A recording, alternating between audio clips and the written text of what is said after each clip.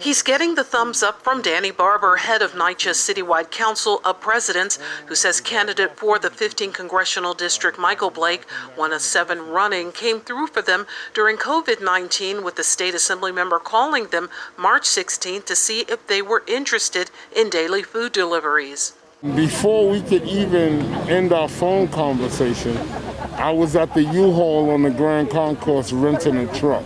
Blake, through his network, brought in World Central Kitchen, a nonprofit that operates following natural disasters to provide food locally. He's provided over 1,700,000 meals, and out of that I was able to deliver 500,000 meals myself.